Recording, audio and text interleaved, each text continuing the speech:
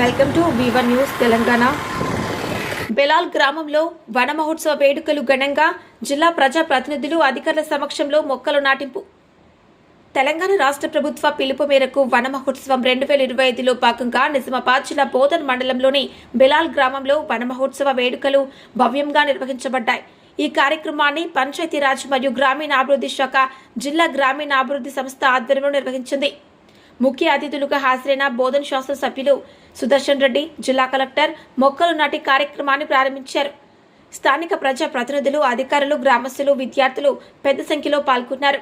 సందర్భంగా ఎమ్మెల్యే మాట్లాడుతూ వన మహోత్సవం పట్ల ప్రతి ఒక్కరిలో చైతన్యం ఉండాలి. ఇది ఒక ఉత్సవం మాత్రమే కాదు, భవిష్యత్తు తరాల జీవనాధారమే అని పేర్కొన్నారు. డిస్ట్రిక్ట్ కలెక్టర్ గారికి,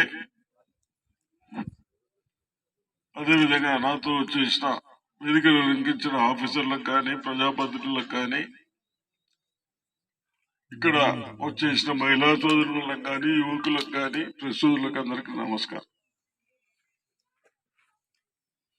వన ఉత్సవం అని ఎందుకు చేసుకుంటున్నాము అని ఒక్కసారి ఆలోచించాలి. భవిష్యత్తు మన పిల్లలకు మనం అన్ని సంపాదించిన ఖర్చు పెట్టాం, పిల్లలకని పెడతాం, చూస్తాం అనేది. ఇది కూడా అంతే. ఇది మనకు కావలసినవి గాలి, నీళ్లు, పంటలు తినడానికి. ఈ మూడు ఉంటే మనం ఎట్లా బ్రతకొచ్చు. దీన్ని కాపాడుకునే బాధ్యత మనందరి పైన ఉంది. ఇప్పుడు 51,000 చెట్లు పెడుతున్నాం, కానీ అక్కడ ఎనిపోతున్నది ఇంత నీళ్లు వచ్చేటోళ్ళని ఉండవు. అది మనకు ఆలోచన రావాలి. ఎవరి కొరకు? అది మన కొరకు. ఈ ఆలోచన రాకుండా రేపు భవిష్యత్తులో మనకు కష్టమవుతుంది. మాతో నేనేమో చేస్తా ఉన్నాం. ఇటువంటి చెట్లు పెట్టుడు కానీ, కాపాడుడు కానీ, మంచి చెట్లను కొట్టనీయకపోవడం కానీ, ఇవన్నీ కాపాడితే గాలి ఉంటే పొల్యూషన్ రాదు, వర్షాలు టైంకి పడతాయి. ఇవన్నీ చెట్లతోనే మనందరి జీవన ఆధారం. కాబట్టి తప్పనిసరిగా మరి గత సంవత్సరం 41 లక్ష పెట్టారు, కానీ చాలా మటుకు పోయినవచ్చు. రెస్పాన్సిబుల్ ఎవరైనా ఆఫీసర్లకు చెప్పినప్పుడు, కింద వాళ్ళకి చెప్పినప్పుడు కొద్దిగా ఎవరైనా మరీ నిర్లక్ష్యం చేస్తే కొద్దిగా యాక్షన్ తీసుకోండి. ఎందుకు పెడుతున్నాము? వాళ్ళ భవిష్యత్తు కొరకు.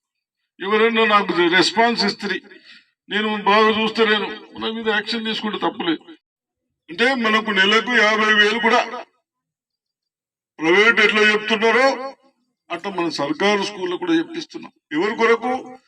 మన పిల్లల కొరకు. మీ పైసలు కూడా ఖరాబ్ కావద్దని వాళ్ళకు కూడా భోజనాలు పెడతా ఉన్నాం. ముందటి లెక్క ఎక్కడికి వెళ్ళి తెచ్చుడు కాదు. గుడ్లు కూడా ఇక్కడ ఏదైనా బోల్ట్ ఉంటే ఇక్కడనే కొనేస్తారు. డాక్రా సంఘాల వాళ్ళ దగ్గర కూరగాయలు కొనుడు వాళ్ళనే, ఎప్పటికప్పుడు ఫ్రెష్ కొనుడు. ఉల్లిపోయిన పెడితే ఇబ్బంది చేస్తారు. అతను పేమెంట్ కూడా జల్దీ ఇస్తారు. ఇవన్నీ మీరు కూడా ఫ్రెష్ మీరు చెప్తున్నారు కదా. కాలేజీలో కూడా రివ్యూ చేస్తున్నాం. కాలేజీలు కూడా ఇంప్రూవ్ చేద్దాం. 10వ తరగతి చదువుకునే పిల్లలు ఎక్కువ మంది ఇంటర్మీడియట్ పోతలేరు. కొందరు డ్రాప్ అవుతున్నారు, కొందరు ప్రైవేట్ లో పోతున్నారు.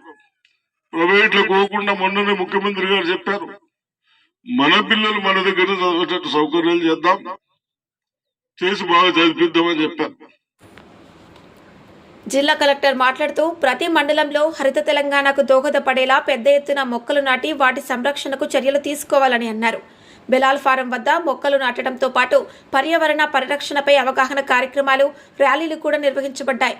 రాష్ట్ర ప్రభుత్వం లక్ష్యంగా పెట్టుకున్న 18 కోట్ల మొక్కల నాటింపులో భాగంగా జరిగిన ఈ కార్యక్రమం ప్రజలతో అనుబంధాన్ని పెంచుతూ పర్యావరణ పరిరక్షణపై స్పష్టమైన సందేశాన్ని అందించింది. వన మహోత్సవం కార్యక్రమాన్ని ఈరోజు అద్భుతంగా మన బోధనలో నిర్వహించడం జరుగుతుంది. ఈ కార్యక్రమానికి తమ అమూల్యమైన మరొకసారి సాదరంగా ఆహ్వానం పలుకుతున్నాం. మన మాననీయ జిల్లా కలెక్టర్ గారు శ్రీ వినయ్ కృష్ణారెడ్డి గారిని సాదరంగా మీ అందరి చప్పట్ల మధ్య వారిని సాదరంగా ఆహ్వానం పలుకుతున్నాం. అలాగే వేదిక మీద ఉన్న పెద్దలందరికీ నమస్కారాలు తెలియజేసుకుంటూ ఈ కార్యక్రమాన్ని ప్రారంభించవలసిందిగా ఎండిఓ గారిని కోరుతున్నాం.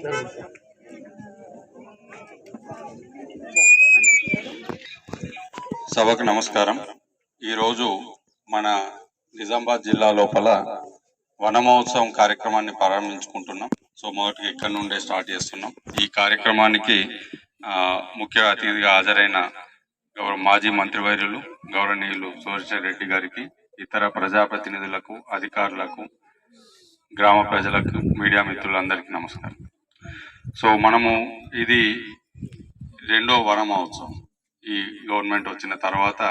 ప్రీవియస్ దాంట్లోపల దాదాపు 43 లక్షల మొక్కలు మనకు టార్గెట్ ఇచ్చారు. అంతకంటే ఎక్కువగా ప్రీవియస్ ఇయర్ ప్లాంటేషన్ చేశారు. సో అంటే 43 లక్షల కంటే ఎక్కువగా ప్లాంటేషన్ చేశారు. సో దాన్ని ఈసారి టార్గెట్ పెంచారు.